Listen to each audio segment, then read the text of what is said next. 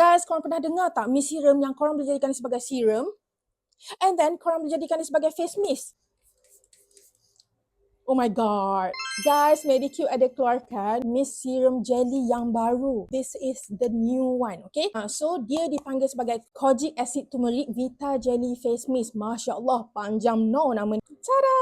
Korang nampak tak dia punya bentuk dia kecil molek kan? So, dekat dalam mist serum ni, kita ada vitamin water 74.5%. And then kita ada kojic acid, turmeric, vitamin C. Nampak tak? Ingredient dia memang sesuai untuk siapa yang ada masalah kulit kusam, acne, tone kulit tak sekata, ataupun korang yang parut-parut hitam tu kan. Seriously memang recommend sangat untuk awak. Terutamanya bila dia ada kunyit which is turmeric, memang elok untuk kulit. Kenapa korang kena grab? Mist serum ni korang boleh pakai dia sebagai serum dan korang boleh pakai dia sebagai face mist juga. Okay, kalau korang nak apply dia sebagai serum, korang kena apply dia dekat dengan muka ataupun korang punya tangan macam ni. Nampak tak dia punya texture dia? Memang macam serum. Yang ni korang boleh apply dia sebagai serum lah.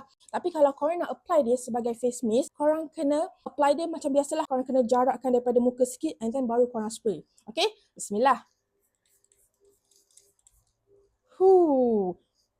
Nampak tak no? Glow gila. Glow dot outside mo. Seriously, korang kena grab. Sebab Medicube ni keluaran yang baru, formula yang baru. Seriously, korang kena grab. Sebab ni merupakan Medicube Mist Serum yang new edition. Kalau sesiapa belum grab lagi Mist Serum new edition daripada Medicube, korang kena grab. Dia akan membantu untuk brightenkan korang punya wajah, membantu untuk mengurangkan masalah kulit kusam, jerawat, parut-parut gelap, tone kulit tak sekata, yang muka-muka kita nampak macam lemau, lesu. Seriously, korang kena grab Mist Serum ni. Tolonglah grab guys, okay? Kalau korang search pasal turmeric ni sangat elok untuk korang punya kulit dan awet muda. Jadi kalau siapa belum grab, seriously korang kena grab sekarang sebab harga tengah murmur. So grab dekat beg kuning Cik Lily sekarang sebelum terlambat. Tada!